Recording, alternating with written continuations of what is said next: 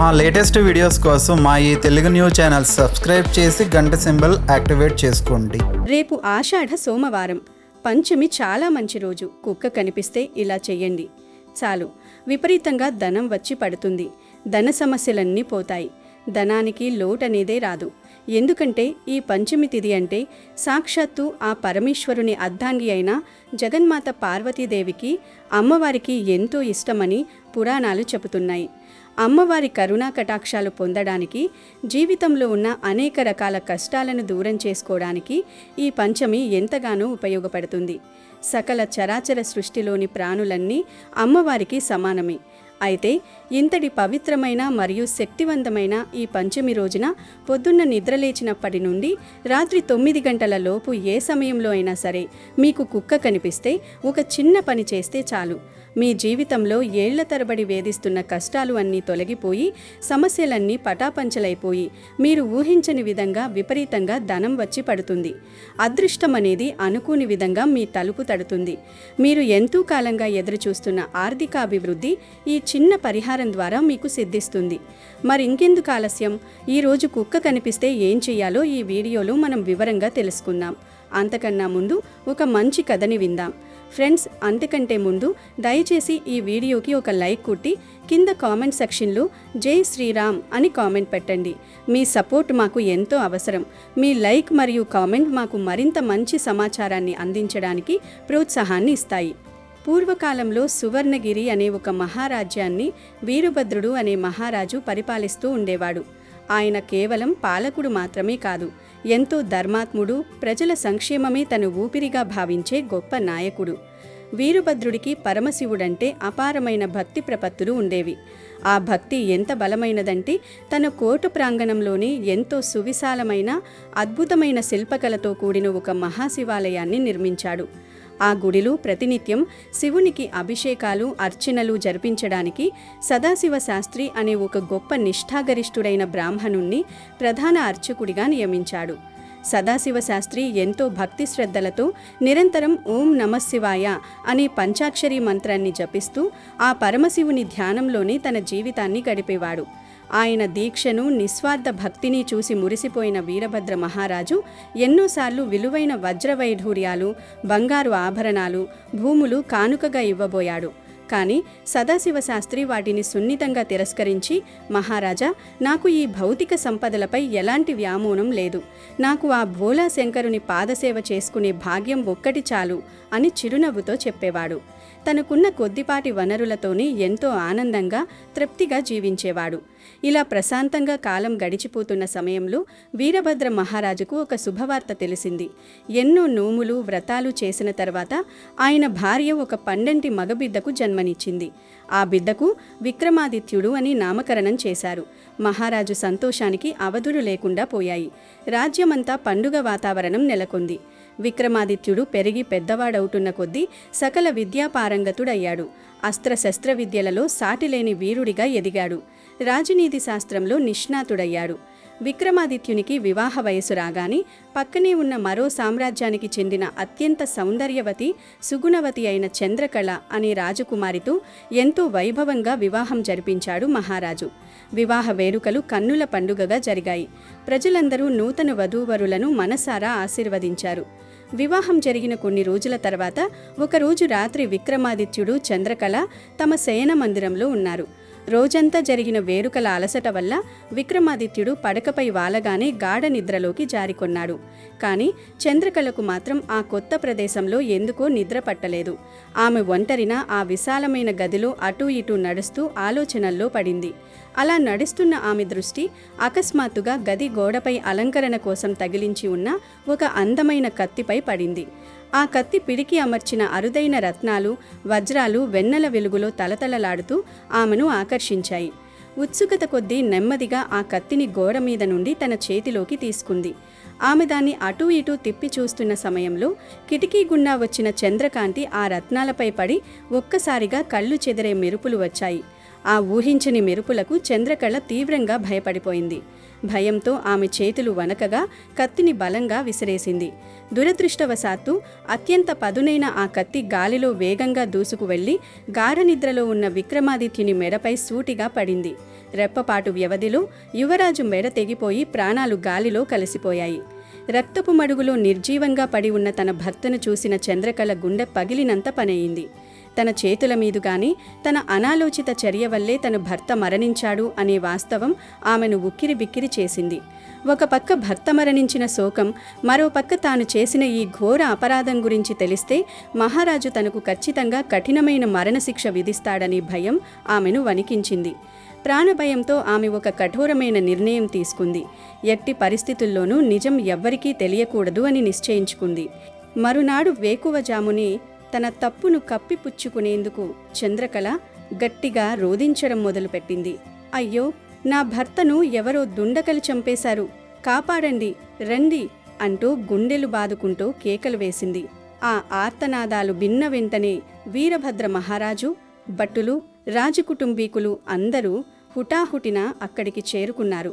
రక్తం మడుగులో ప్రాణాలు విడిచిన తన ముద్దుల కొడుకును చూసి మహారాజు కుప్పకూలిపోయాడు. ఆయన కన్నీరు మున్నీరుగా విలపిస్తూ, ఎవరు చేశారో ఈ ఘోరం? నా కొడుకును పుట్టను పెట్టుకున్న ఆ పాపాత్ముడు ఎవరు? వాడి ఎటు వెళ్లాడా చెప్పు, వాడిని ముక్కలు ముక్కలుగా నరికేస్తాను అని ఆక్రోశించాడు.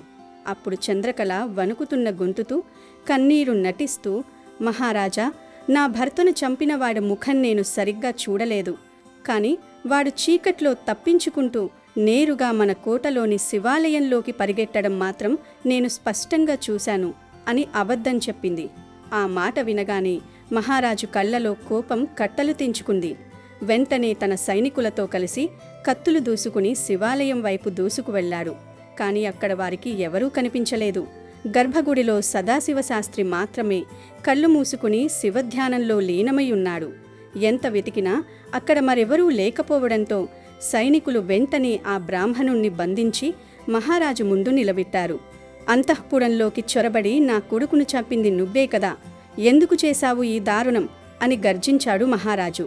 సదాశివశాస్త్రి ఆశ్చర్యపోయి, మహారాజా, దయచేసి నన్ను నమ్మండి, నాకు ఏ పాపం తెలియదు. యువరాజుగారి మరణం గురించి నాకు ఏమీ తెలియదు. నేను ఆయనను చంపలేదు అని ప్రాధేయపడ్డాడు. కాని చంద్రకళ మాటలు అక్కడ మరెవ్వరూ లేకపోవడం వల్ల ఎవరూ అతని మాటలను విశ్వసించలేదు. మహారాజు మనసులో మాత్రం ఒక మూల చిన్న సందిగ్ధం ఉంది. ఇంతటి ధర్మాత్ముడైన శివభక్తుడు ఇలాంటి కిరాతకమైన పని చేయగలడా అని అతని అంతరాత్మ ప్రశ్నించింది. కాని చనిపోయింది తన కన్న కొడుకు, పైగా తన కోడలు స్వయంగా నేరస్తుడు గుడిలోకి వెళ్లాడని చెప్పింది. రాజధర్మం ప్రకారం శిక్ష విధించక తప్పని పరిస్థితి. అప్పుడు మహారాజు భారమైన హృదయంతో, శాస్త్రిగారు, నా కుమారుడిని చంపినందుకు మీకు మరణశిక్ష విధించడమే రాజధర్మం. కానీ మీరు ఇన్నేళ్లుగా శివుడికి చేసిన సేవను దృష్టిలో ఉంచుకొని నేను మిమ్మల్ని చంపలేకపోతున్నాను. అయితే నా కొడుకును చంపిన ఆ చేతికి మాత్రం నేను శిక్ష విధించక తప్పదు. ఏ చేతితో అయితే నా కొడుకును బలిగొన్నావో ఆ చేతిని ఇప్పుడు నరికివేస్తున్నాను అని తీర్పునిచ్చి అందరి ముందే భయంకరంగా అతని కుడి చేతిని నరికించాడు. చేయి కోల్పోయిన సదాశివశాస్త్రికి భరించలేనంత శారీరక బాధ కంటే తాను చేయని తప్పుకు పడిన నింద మరింత మనోవేదనను కలిగించింది. ఇంతకాలం ధర్మంగా బ్రతికిన నాకు, శివుణ్ణి నమ్ముకున్న నాకు ఈ మహారాజు ఘోరమైన అన్యాయం చేశాడు. నిర్దోషినైన నా పట్ల ఇంతటి కిరాతకంగా ప్రవర్తించిన ఈ రాజ్యంలో నేను ఒక్క క్షణం కూడా ఉండను అని నిర్ణయించుకుని రక్తమూడుతున్న గాయంతోనే ఆ రాజ్యం విడిచిపెట్టి వెళ్ళిపోయాడు. తాను చేయని తప్పుకు ఇంతటి దారుణమైన శిక్ష ఎందుకు పడిందో, తన జీవితంలో దాగి ఉన్న కర్మ రహస్యం ఏమిటో తెలుసుకోవాలని ఆయన మనసు తపించిపోయింది. దానికోసం సర్వశాస్త్రాలు తెలిసిన, కర్మ సిద్ధాంతాలను ఔపోసన పట్టిన జ్ఞానానంద స్వామి అనే ఒక గొప్ప జ్యోతిష్యుడిని గురించి తెలుసుకుని ఆయనను వెతుక్కుంటూ బయలుదేరాడు. ఎన్నో అడవులు, నదులు, గ్రామాలు దాటి చివరకు అలసిపోయి జ్ఞానానంద స్వామి ఆశ్రమానికి చేరుకున్నాడు. జ్ఞానానంద స్వామి అక్కడికి చేరుకునే సమయానికి ఆశ్రమంలో జ్ఞానానంద స్వామి లేరు. ఆయన భార్య భవాని మాత్రమే అక్కడ ఉంది. అమ్మా, స్వామివారు ఎక్కడికి వెళ్లారు అని శాస్త్రి అడగ్గానే భవాని ఒక్కసారిగా విరుచుకుపడింది. తన భర్తను ఉద్దేశించి, అత్యంత నీచమైన పదజాలంతో దూషించడం మొదలుపెట్టింది. ఆయనొక పనికిమాలిన వాడని, ఎప్పుడూ ఊరి మీద పడి తిరుగుతాడని నోటికొచ్చినట్లు తిట్టసాగింది. ఆ మాటలు వింటున్న శాస్త్రి ఆశ్చర్యపోయాడు. కొద్దిసేపటికి జ్ఞానానంద స్వామి ఎంతో ప్రశాంతంగా చిరునవ్వులు చిందిస్తూ ఇంటికి చేరుకున్నాడు. ఆయనను చూడగానే భవాని కోపం మరింత కట్టలు తెంచుకుంది. అందరి ముందే ఆయనను నానా దుర్భాషలాడింది.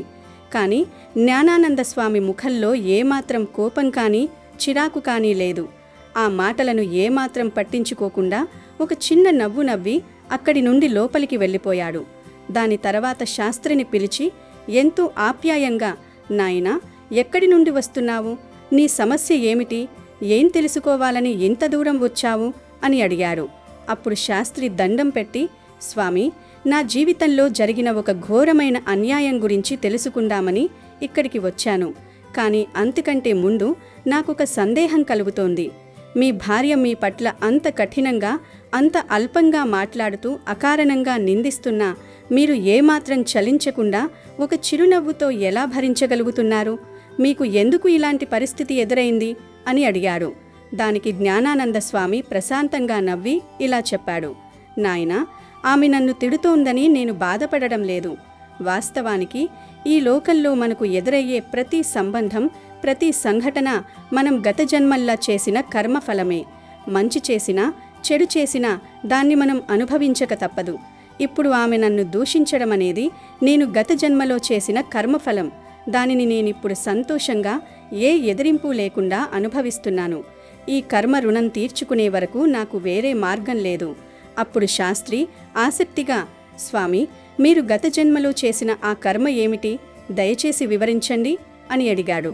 జ్ఞానానంద స్వామి తన కళ్ళు మూసుకుని జ్ఞాన దృష్టితో చూస్తూ ఇలా చెప్పసాగాడు, నాయనా, నేను పూర్వజన్మలో ఒక కాకిని. ఇప్పుడు నన్ను నోటికొచ్చినట్లు తిడుతున్న నా భార్య భవాని ఆ జన్మలో ఒక వీధి కుక్క. ఆ కుక్క వీధుల్లో తిరుగుతూ ఉండగా దాని వీపుపై ఒక పెద్ద గాయం ఏర్పడింది.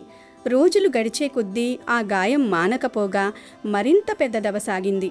ఆ గాయం వల్ల ఆ కుక్క భరించలేనంత బాధను అనుభవిస్తూ ప్రాణ సంకటంతో మూలుగుతూ ఉండేది.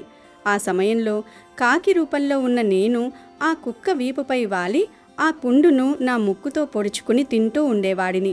నేను పొడిచిన ప్రతిసారి ఆ కుక్కకు నరకం కనిపించేది.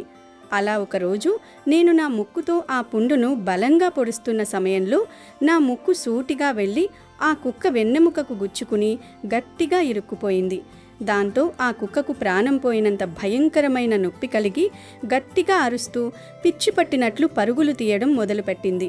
నేను నా ముక్కును బయటకు తీయడానికి నా రెక్కలు టపటపలాడిస్తూ ఎంత ప్రయత్నించినా అది ఎముకలో బలంగా ఇరుక్కుపోవడం వల్ల వీలు పడలేదు. అలా అల్లాడిపోతున్న ఆ కుక్క ఈ భయంకరమైన నొప్పి నుండి ఉపశమనం పొందాలని పక్కనే ఉరకలు వేస్తూ పారుతున్న గోదావరి నదిలోకి దూకేసింది. నా ముక్కు దాని వీపులో ఇరుక్కుపోయి ఉండటం వల్ల ఆ కుక్కతో పాటే నేను కూడా ఆ నదీ ప్రవాహంలో మునిగిపోయి చివరకు ఊపిరి ఆడక మునిగి చనిపోయాము. తెలియక చేసినా సరే నేను ఆ కుక్కకు భరించలేని బాధను కలిగించాను. ఆ పవిత్ర నదిలో ప్రాణాలు వదలడం వల్ల మరుసటి జన్మలో ఆ కుక్క బ్రాహ్మణ వంశంలో భవానీగా జన్మించింది. నేను జ్ఞానానంద స్వామిగా జన్మించాను. గత జన్మలో నేను పెట్టిన బాధకు ప్రతిఫలంగానే ఈ జన్మలో ఆమె నాకు భార్యగా లభించి తన దూషణలతో నన్ను మానసికంగా హింసిస్తోంది. నా కర్మ నాకు తెలుసు కాబట్టి నేను చాలా శాంతంగా ఉన్నాను. నా కర్మఫలం పూర్తయ్యే రోజు వస్తుంది. అప్పుడు ఆమె స్వభావం పూర్తిగా మారిపోయి నన్ను అర్థం చేసుకుంటుంది. ఇది నా కథ. ఇప్పుడు చెప్పు నాయనా, నీ చేతిని ఎవరు నరికారు? నీ సమస్య ఏమిటి అని అడిగాడు. అప్పుడు సదాశివ శాస్త్రి కన్నీరు పెట్టుకుంటూ తన జీవితంలో జరిగిన ఘోరాన్ని పూసగుచ్చినట్లు వివరించాడు. స్వామి, నేను శివాలయం దాటి బయటకు రాని వాడిని. కానీ యువరాజు మరణానికి నేనే కారణం అని ఆ మహారాజు అన్యాయంగా నా కుడి చేతిని నరికించేశాడు. నేను ఏ పాపం చేయకపోయినా నాకీ శిక్ష ఎందుకు పడింది అని విలపించాడు. దానికి జ్ఞానానంద స్వామి గంభీరంగా, నాయనా సదాశివ, ఆ మహారాజు నీ చేతిని నరకలేదు. నువ్వు గత జన్మలో చేసిన నీ కర్మనే నీ చేతిని నరికింది అని అన్నాడు. శాస్త్రి ఆశ్చర్యంతో, నేనే పాపం చేశాను స్వామి అని అడిగాడు. అప్పుడు జ్ఞానానంద స్వామి ఇలా వివరించాడు. నాయనా, నువ్వు పూర్వజన్మలో ఒక దట్టమైన అడవిలో ఆశ్రమం కట్టుకుని తపస్సు చేసుకునే ఒక మునివి.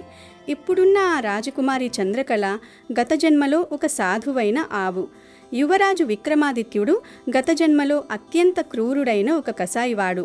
ఒకరోజు ఆ కసాయివాడు పెద్ద కత్తి పట్టుకుని ఆ ఆవును చంపి మాంసం అమ్ముకోవాలని దాని వెంటపడ్డాడు. ప్రాణభయంతో పరుగులు తీసిన ఆ ఆవు దారి తప్పి నీ ఆశ్రమం వైపు వచ్చి నీ కళ్ళ ముందే ఒక పొదలో దాక్కుంది. దాని వెనకాలే రక్తదాహంతో వచ్చిన ఆ కసాయివాడు నిన్ను చూసి, ఓ మునీశ్వర, ఇటువైపు ఒక ఆవు వచ్చింది, దాన్ని నేను చంపాలి, అది ఎటు వెళ్ళిందో చెప్పండి అని అడిగాడు. ఒక మునిగా నువ్వు అహింసను పాటించాలి, మూగజీవి ప్రాణాలను కాపాడాలి. కానీ నువ్వు మౌనవ్రతంలో ఉన్నాననే నెపంతో మాటలతో చెప్పకుండా కేవలం నీ కుడి చేతిని పైకెత్తి ఆ ఆవు దాక్కున్న దిశను చూపించావు. నువ్వు చూపించిన దారిలోనే వెళ్ళిన ఆ కసాయివాడు ఆ ఆవును కనిపెట్టి అత్యంత దారుణంగా తన కత్తితో దాని తల నరికి చంపేశాడు. అదే సమయంలో అటుగా వచ్చిన ఒక క్రూరమైన సింహం ఆ కసాయివాడిపై దాడి చేసి వాడిని కూడా చంపి తినేసింది. ఆ ఆవు మరణించడానికి పరోక్షంగా నువ్వే కారణమయ్యావు. ఆ కర్మబంధం వల్ల ఆ కసాయివాడి యువరాజుగా, ఆ ఆవు రాజకుమారిగా ఈ జన్మలో జన్మించారు. గత జన్మలో ఆవును నరికి చంపిన కర్మకు ప్రతిఫలంగానే ఈ జన్మలో ఆ రాజకుమారి చేతిలోండి కత్తి జారిపడి యువరాజు తల తెగి మరణించాడు. ఇక నీ విషయానికి వస్తే, ఏ కుడి చేతితో అయితే నువ్వు ఆ మూగజీవి మరణానికి దారి చూపించావో ఆ చేతికి కర్మ సిద్ధాంతం ప్రకారం శిక్ష పడక తప్పదు. అందుకే ఎప్పుడో గత జన్మలో నువ్వు చేసిన ఆ పాపకర్మ ఈ రూపంలో వచ్చి మహారాజు ద్వారా నీ చేతిని నరికేలా చేసింది. ఇందులో ఆ మహారాజు దోషం గాని మరెవ్వరి దోషం గాని ఏమీ లేదు. ఇది కేవలం నీ కర్మఫలం అని స్పష్టంగా చెప్పాడు. జ్ఞానానంద స్వామి చెప్పిన ఈ అద్భుతమైన కర్మ సిద్ధాంతాన్ని విన్న సదాశివ శాస్త్రికి జ్ఞానోదయమయ్యింది. తన దురదృష్టాన్ని నిందించడం మానేశాడు. ప్రకృతి నియమాలను, కర్మఫలాలను ఎవ్వరూ తప్పించుకోలేరని, మనం చేసే ప్రతి చిన్న పనికి ఎప్పుడో ఒకప్పుడు తగిన మూల్యం చెల్లించుకోక తప్పదని ఆయనకు పూర్తిగా అర్థమయ్యింది. తన మనసులోని భారమంతా తొలగిపోగా స్వామికి పాదాభివందనం చేసి జరిగిన దానికి చింతించకుండా మిగిలిన జీవితాన్ని ప్రశాంతంగా గడపడానికి అక్కడి నుండి సంతోషంగా బయలుదేరాడు. ఈ సృష్టిలో కర్మ ఎవ్వరినీ వదిలిపెట్టదు. అది రాజుకైనా, బ్రాహ్మణుడికైనా, జంతువుకైనా సమానంగానే వర్తిస్తుంది అని ఈ కథ ద్వారా మనకు స్పష్టంగా అర్థమవుతుంది. ఇక వీడియోలోకి వస్తే, కుక్కల గురించి మనం ఎంత గొప్పగా చెప్పుకున్నా అది తక్కువే అవుతుంది. మనిషికి అత్యంత విశ్వాసపాత్రమైన జంతువు ఏదైనా ఉందంటే అది కుక్క మాత్రమే అని నిస్సందేహంగా చెప్పవచ్చు. కుక్కలకుండే పసిగట్టే గుణం, విశ్వాసం మరే ఇతర జంతువుకు ఉండదు. భైరవ స్వరూపంగా, రక్షకుడిగా కుక్కను హిందూ ధర్మంలో పూజిస్తారు. దత్తాత్రేయుని వెంట కూడా 4 వేదాలు 4 కుక్కల రూపంలో ఉంటాయి. ముఖ్యంగా పెంపుడు కుక్కల గురించి మాట్లాడుకుంటే, కుక్కలను ఇంట్లో పెంచుకుంటే యజమాని చెమక ద్వారా కుక్కలు ఆ యజమానికి ఉన్న అనారోగ్యాన్ని ఇట్టే తెలుసుకుంటాయి. యజమాని శరీరంలో వచ్చే సూక్ష్మమైన మార్పులను, వారి చెమట వాసనను బట్టి వాళ్ళకి ఎలాంటి రోగాలు రాబోతున్నాయో, ఎలాంటి అనారోగ్య సమస్యలు ఉన్నాయో కుక్కలు ఇట్టే పసిగట్టేస్తాయి. అంతేకాదు, తమను ఎంతో ప్రేమగా సాకుతున్న యజమాని మీద ఎంతో మమకారంతో ఆ అనారోగ్యాన్ని అవి తమకు తాముగా లాగేసుకునే శక్తిని కూడా కలిగి ఉంటాయి. కొన్ని కుక్కలైతే తమ యజమాని ప్రాణాలను కాపాడడం కోసం వారి అనారోగ్యాన్ని అవి ఆపాదించుకుని యజమాని బదులు అవి చనిపోయిన సందర్భాలు కూడా చాలానే ఉన్నాయి. ఇది వాటికి యజమాని మీద ఉండే అంతులేని ప్రేమకు, అపారమైన విశ్వాసానికి సజీవ నిదర్శనం. యజమాని కోసం ప్రాణాలైనా ఇస్తాయి కానీ యజమానిని ఎన్నటికీ వదిలిపెట్టవు. అలాంటి అద్భుతమైన ప్రాణి కుక్క. భైరవుని వాహనంగా ఉన్న కుక్కలకు మనం చేసే సేవ సాక్షాత్తు ఆ కాలభైరవుడికి, శివుడికి చేసినట్టే అని పురాణాలు చెప్తున్నాయి. కుక్కలు ఇంట్లో ఉండటం వల్ల నెగిటివ్ ఎనర్జీ అనేది ఇంట్లోకి ప్రవేశించదు. ఏవైనా దుష్టశక్తులు ఉంటే కుక్కలు వాటిని ఇట్టే పసిగట్టి అరుస్తాయి. కుక్కలకి మనం ఆహారం పెట్టడం ద్వారా మనకు ఉన్న ఎన్నో గ్రహదోషాలు, కర్మదోషాలు సులభంగా తొలగిపోతాయి. ఇక మీకున్న కష్టాలు పోయి ధన లాభం కలగాలంటే ఈ పంచమి తిథి రోజున మీరు ఉదయం నిద్రలేచినప్పటి నుండి రాత్రి 9 గంటల లోపు ఎప్పుడైనా సరే, ఏ సమయంలో అయినా సరే మీకు కుక్క కనిపిస్తే ఆ కుక్కకి మినుములతో చేసిన పదార్థాలు వేయండి. మినుములు మినుములు అంటే ముఖ్యంగా మన ఇళ్లలో రోజువారీగా చేసుకునే ఇడ్లీ, దోశ, గారెలు, పునుగులు, దిబ్బరట్టు లాంటివన్నమాట. ఈ పంచమి నాడు మినపకిండితో చేసిన ఆహారాన్ని కుక్కలకి తినిపించడం వల్ల కాలభైరవుని అనుగ్రహంతో పాటు ఆ జగన్మాత పార్వతీదేవి కరుణ కూడా మీకు సంపూర్ణంగా లభిస్తుంది. ఒకవేళ మీ దగ్గర ఆ సమయంలో ఈ పదార్థాలు అందుబాటులో లేకపోతే కనీసం ఏదైనా స్నాక్స్ అంటే శనగపిండితో చేసినవి బయట షాపుల్లో అయినా దొరుకుతాయి కదా. బజ్జీలు, పకోడీలు, కారపూస, చెక్కలు, చకోడీలు లేదా ఇతర శనగపిండి పదార్థాలు ఏవైనా సరే కుక్కలకు వెయ్యాలి. ఇలా మినుములు లేదా శనగపిండితో చేసిన ఆహారాన్ని మీరు మనస్ఫూర్తిగా ఎంతో ప్రేమతో కుక్కలకి ఆహారంగా వేస్తే చాలు, మీ జీవితంలో ఉన్న కష్టాలు అన్నీ ఇట్టే మాయమైపోతాయి. అప్పటి వరకు మిమ్మల్ని పట్టి పీడిస్తున్న దరిద్రం, దురదృష్టం అంతా పటాపంచలైపోతుంది. సకల సంపదలు, ధనప్రాప్తి కలుగుతుంది. మీరు ఏ కొత్త పని చేసినా అందులో విజయం వరిస్తుంది. ఆర్థిక సమస్యలు, దీర్ఘకాలిక అప్పుల బాధలు అన్నీ పూర్తిగా తీరిపోయి విపరీతంగా ధన ప్రవాహం అనేది మీ ఇంట్లోకి వస్తుంది. చాలామంది వీధి కుక్కలను చూసి అనవసరంగా భయపడుతూ ఉంటారు. వాటిని కర్రలతో కొట్టడం, రాళ్లతో రప్పలతో తరమడం లాంటి విపరీతమైన పనులు చేస్తూ ఉంటారు. కానీ నిజానికి వీధి కుక్కలు చాలా మంచివి, ఎంతో సాధు జంతువులు. మనం వాటిని ఏమైనా అంటే వాటిని హింసించి రెచ్చగొడితే తప్ప అవి ఎవరిని ఏమీ అనవు. వాటి పాటికవి ఎక్కడో ఒక చోట ప్రశాంతంగా పడుకునుంటాయి. నోరు లేని మూగజీవాలైన ఆ వీధి కుక్కలకి మనం ప్రేమగా ఇంత అన్నం పెడితే చాలు, అవి మనల్ని జీవితాంతం గుర్తుపెట్టుకుంటాయి. మనం ఆ దారి గుండా వెళ్ళిన ప్రతిసారి ఎంతో విశ్వాసంతో తోక ఊపుకుంటూ మనల్ని పలకరించడానికి మన దగ్గరికి వస్తాయి. ఆకలితో అలమటిస్తున్న వీధి కుక్కల కడుపు నింపడం కన్నా గొప్ప పుణ్యం ఈ సృష్టిలో మరొకటి లేదు. అందులోనూ ఈ అత్యంత పవిత్రమైన ఈ పంచమి రోజు వీధి కుక్కలకి ఇలా స్వయంగా ఆహారం పెడితే మీ ధన సంపాదన కూడా విశేషంగా ఊహించని రీతిలో పెరుగుతుంది. వీధి కుక్కలకి మీరు పెట్టే ఆ చిన్న ఇడ్లీ లేదా కొద్దిగా శనగపిండి స్నాక్స్ వల్ల వాటి కడుపు నిండి అవి ఆనందిస్తే ఆ సంతోషం వల్ల మీకు ఎనలేని పుణ్యం లభిస్తుంది. ఆ పుణ్యమే మీ సంపదను దినదిన ప్రవర్ధమానంగా పదింతలు చేస్తుంది. కాబట్టి దయచేసి ఎవ్వరూ కూడా వీధి కుక్కలను హింసించకండి. వాటిని ప్రేమగా చూసుకోండి, ఆదరించండి. దొరికినప్పుడు మీకు వీలైనప్పుడు వాటికి కడుపు నిండా భోజనం లేదా ఇలాంటి స్వచ్ఛమైన ఆహార పదార్థాలు పెట్టండి. ముఖ్యంగా ఈరోజు కుక్క కనిపిస్తే మాత్రం అస్సలు వదిలిపెట్టకండి. వెంటనే ఈ మినప లేదా శనగపిండి పదార్థాలను వాటికి ఆహారంగా ఇవ్వండి. దీనివల్ల మీ జీవితంలో మీరు ఎన్నడూ ఊహించని విధంగా అద్భుతమైన సానుకూల మార్పులు చోటు చేసుకుంటాయి. మీ ఇంట్లో అష్టలక్ష్ములు తిష్ట వేసుకొని కూర్చుంటారు.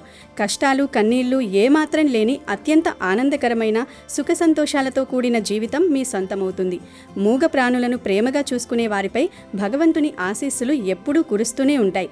గనుక ఈ చిన్న పనిని ఈ పంచమి తిథి రోజు చేసి శుభ ఫలితాలను పొంది సంతోషంగా జీవించండి. అమెజాన్లో బెస్ట్ డిస్కౌంట్స్ కోసం వీడియో డిస్క్రిప్షన్లో లింకు ఉంది, చూడండి. అలాగే మా టెలిగ్రామ్ ఛానల్ సబ్స్క్రైబ్ చేసుకోండి.